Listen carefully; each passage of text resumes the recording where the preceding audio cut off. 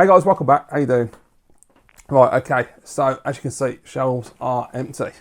So yeah, this is, as you can see from the title, obviously a SNES collection video. And I thought, just because I've got about 26 games now, and all great games as well, so I thought, why not just do a little video before we go into the new year and show you what I picked up. I know you may have seen the pickup videos, but not everybody will have seen all the pickup videos. So I figured this way, there's one video, you can just see all the games I've got so far. And then obviously in 2018, there'll be more games coming, and I'll do pickups for those as well. So yeah, so if you want to see these games in more depth and you've just come across this video, please just check out my channel, look at the pickup videos, and I show the actual boxes and condition and everything in those videos. In this video, I'm just leaving them all in the box protectors, and this is purely just to show you what's in the collection. Okay, so with that said, first game is a classic Capcom platformer. That is Aladdin. Yeah, great game. Really nice green box as well. Fantastic little platformer, this one. I'm currently trying to play through this one with not much success. Problem is, I got quite far into it, and usually what I do when there's a password system like this or Castlevania, I'll just take a shot of the TV and leave it on my phone. Accidentally deleted the one for the Aladdin game, which was really annoying because I got quite far into it.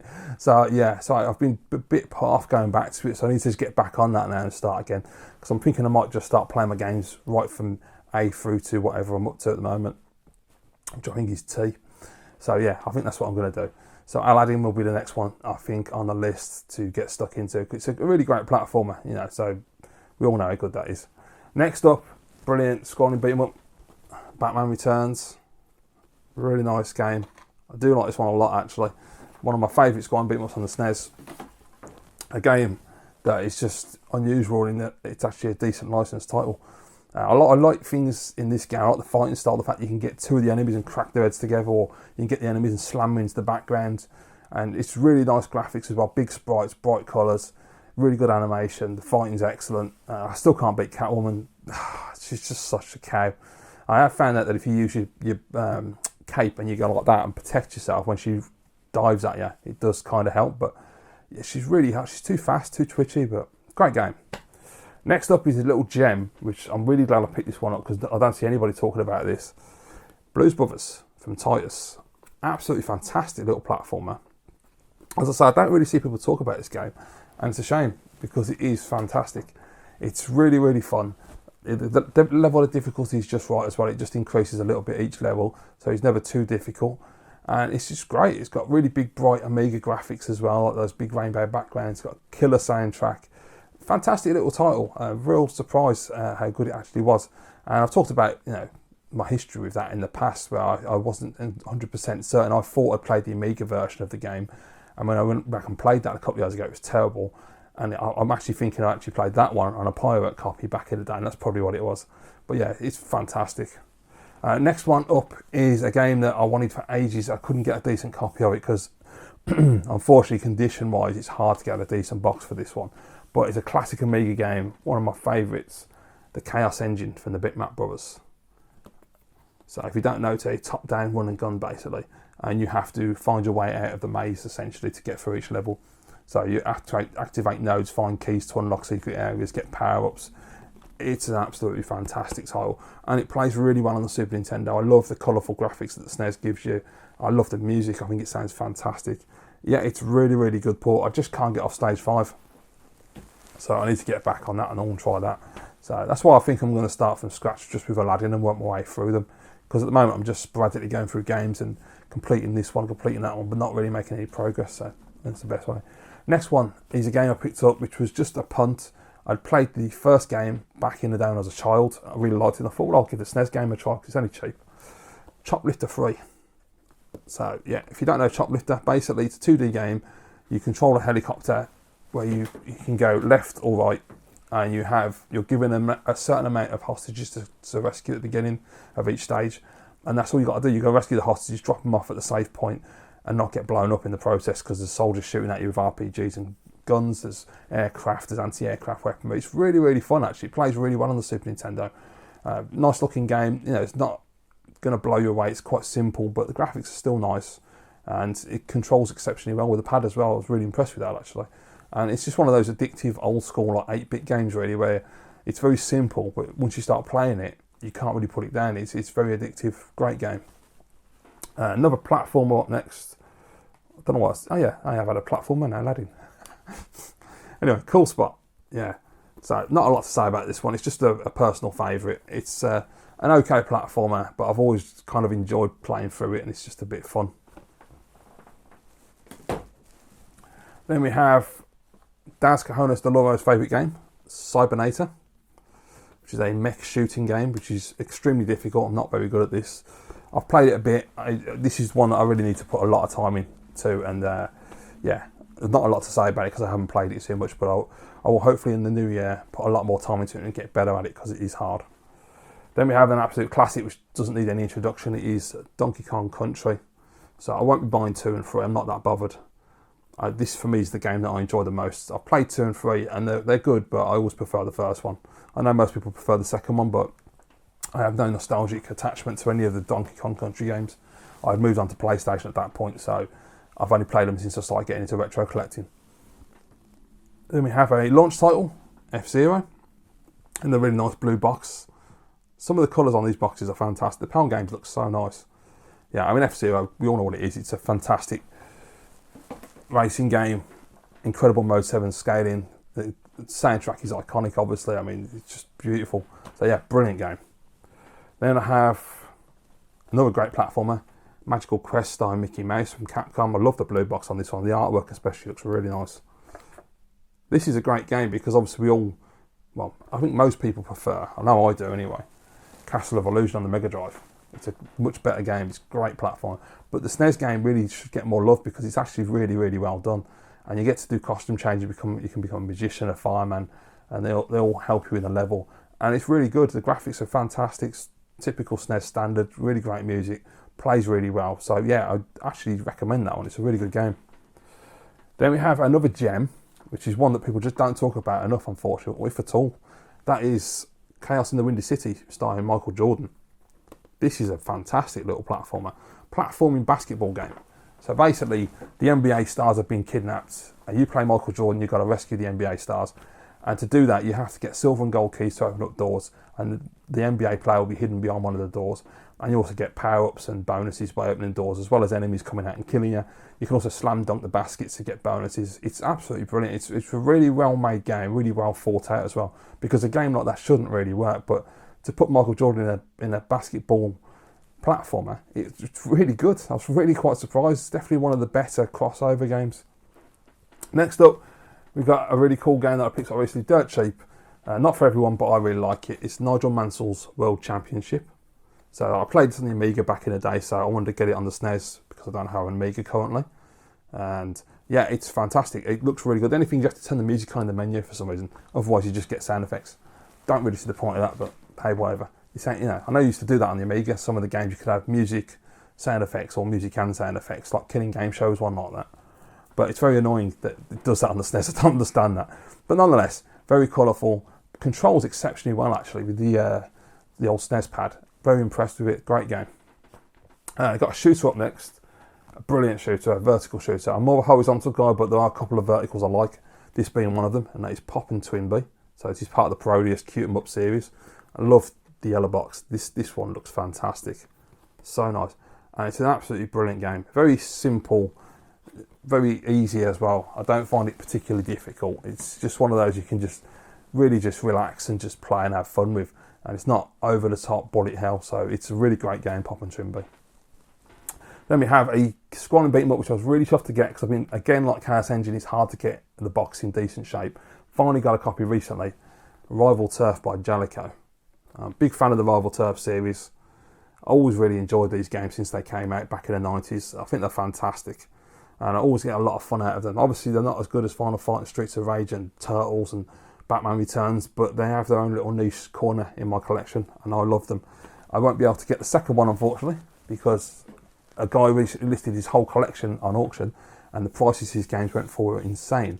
And he had Brawl Brothers, which is a sequel, and I can't remember how many hundreds it went for, but it went for silly money, so I think it was about 400 or something stupid, 400 plus, so yeah, that's out of my range. He also had Final Fight 1 and 2, and I think 3, and number 2 went for about 600 quid, which was just insanity. I don't know why people are paying that, it's dumb, but whatever. So yeah, so those are, I'll probably end up getting Japanese copies or something because they're the cheapest ones at the moment. I think the American ones are still not expensive, but not like PAL versions, but reasonably pricey. So Japanese is the easiest option to get a converter. Next up is one of my favourite games of all time on any system, and one of my favourite SNES games, top 5 easily. Star Wing, or Star Fox. I've got to say, I think we got the better box. I mean, this silver box looks so nice. They've really designed the artwork around the back as well, with the screenshots and the characters, everything looks great.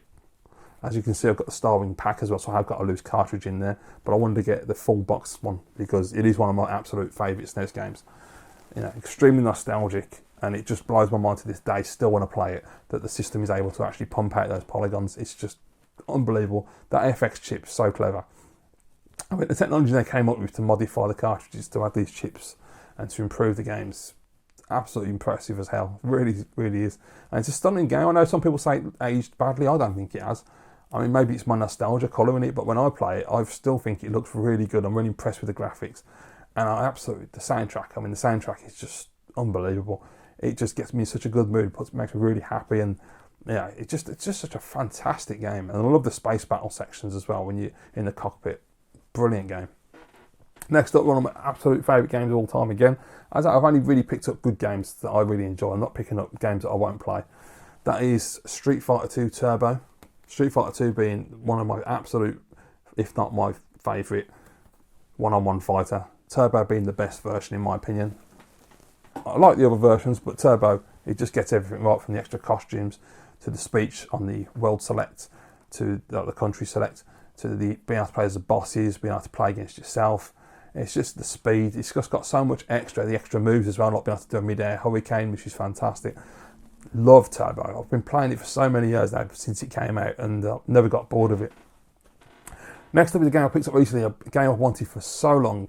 Never was able to get it back in the day when I had an American collection, because it's far too expensive and still is. PAL one isn't cheap, but nowhere near like the American one. But it is Super Aleste. Another beautiful yellow box. This is a vertical shooter with amazing graphics. It's really colourful, really bright. It's an absolutely kick-ass soundtrack. I mean, it feels very Amiga-like, I feel, when I'm playing it. But it's just so good. You get a variation of weapons, and you really, as you play through the game, learn through each stage which weapons are best to use, because some of the stages get quite tight and there's a lot of stuff to kill and a lot of stuff to blow up, so you really need something that spreads out the screen quite well. And it took me a while. It took me about a week, maybe 2 weeks to complete it, but I played it every day, and eventually I managed to do it and finish the game. And I was not disappointed. It was worth every single penny, and to me it really is worthy of the accolades it gets from people. So if you've ever been on the fence, play it on emulation, see what you think first, and if you like it, buy it, because it's well worth the money. Next up is, I'll just have a bit of my tea first of all, so I'm getting a bit dry. That's better, there we go. Right, next up, people who've known me for a while on YouTube will know that this is one of my absolute favourite games. It is Super Castlevania 4 in a beautiful silver box. This takes me back because I had this as a kid, so I didn't have many Super Nintendo games, but this was one of them, and this is just like proper nostalgia in a box here. It's fantastic. I love Castlevania 4. I have stopped playing it recently because I got stuck on that bloody bit where you have to fight the Grim Reaper, and it drives me insane every time. So I need some time away because it will frustrate me, but I'll go back and do it. I did clock it a couple of years back. I put a tweet up for that. I was proper chuffed because I'm pretty certain I did finish it when I was a kid, but I don't remember if I definitely did. I've just got a feeling I did. I probably did because I was pretty good at games back then, more than I am now. My reflexes ain't there. But Castlevania 4, I'm not a lot to say, it's brilliant.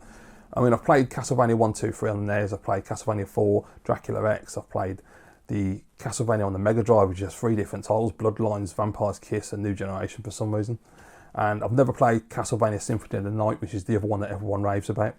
So out of the ones I have played, that's the best one. I just love the fact that you can whip in any direction, and you can make the whip go limp, and you can swing around, and there's just so much extra stuff they put into this that makes it better than the other games.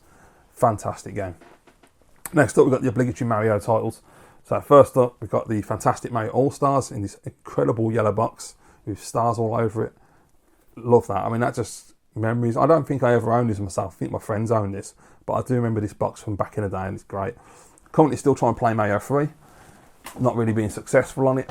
I'm always trying to beat that game, and I'm on World 7 again. It's just kicking my ass, as it always does. Great game though.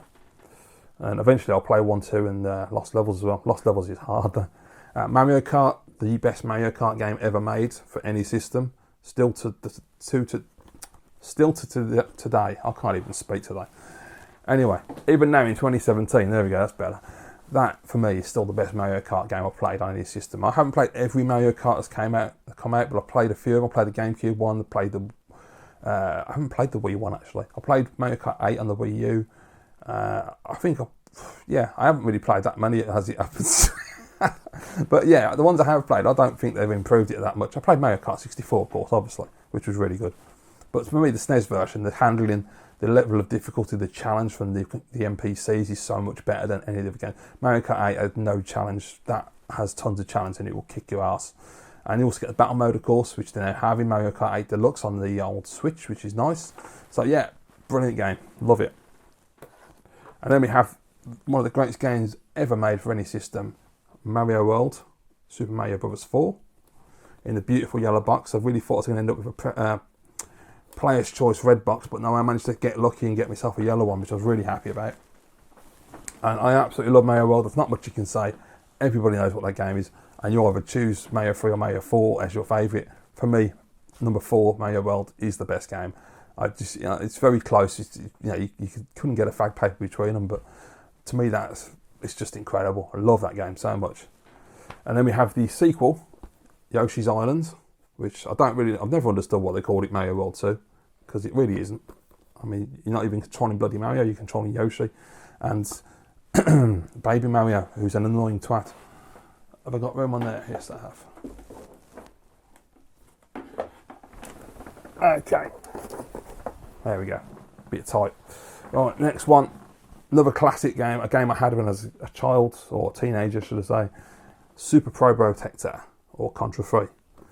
Love this game. The artwork on the PAL version as well. Spot on. I mean, the American one is fantastic. The Japanese have got the shittiest artwork. Theirs is terrible. But we get the silver box and all, which is really nice. Brilliant game. Played it to death. I'm not as good as I was when I was a teen. When I was a teen, I could get quite far in that game.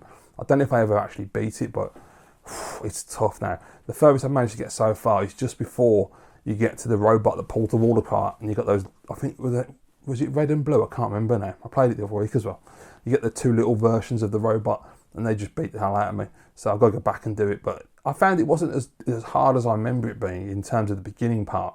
I managed to get up to there, no problem at all.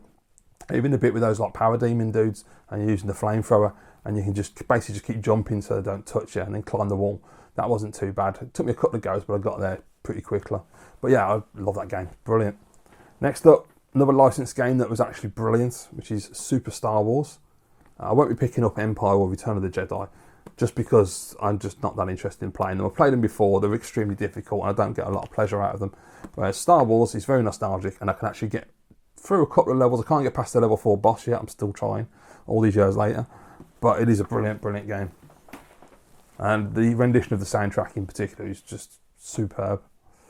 And then the last one is Tiny Toon Adventures Buster Bust Loose.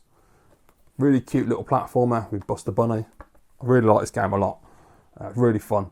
So it wasn't until a couple of years ago that I really got into it. I've always liked the game, but I've never been able to get very far. And then I got worked out how to do the second level with the Western theme and how to play it properly, because I wasn't very good at working out the game, and I got really good at it, and yeah, it's fantastic. Right, so that's the collection that you all see behind me at the moment. Now, I said in the last pickup video I did, I wasn't picking any more games up. Obviously, I shouldn't have said that, and Alex pointed that out to me. So yeah, well done, Alex, you were right, mate. So there were 2 games that popped up recently. One that came up was a game that I've never played, in a series I've never played, but I've always heard is good, and it's a scrolling beat 'em up, so I wanted to try it. And the other one is a game that I've been trying to get since I started collecting PAL. Finally got one in decent condition. I'm really happy to have it. So we'll go with the game that I don't know much about. And that game is Battletoads in Battle Maniacs. Battletoads in Battle Maniacs. Lovely purple box, really nice artwork. So this is from Rare. I know it's got Trade West on the front there, so I don't know if they published it, but it is a Rare game. It's got it on the back there. There. Anyway, yeah, Battletoads in Battle Maniacs. So I played it the other day. Honestly, I thought it was really boring.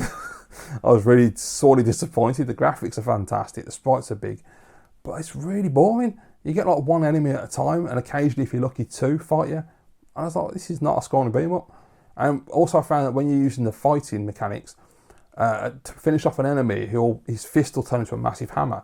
But when you go into that animation, it locks you into it and you can't move the character. So if a second enemy comes on screen, they just hit you in the head and you can't do anything about it. I was like, this is stupid. And it was just really slow, really boring. Wasn't fun to play at all.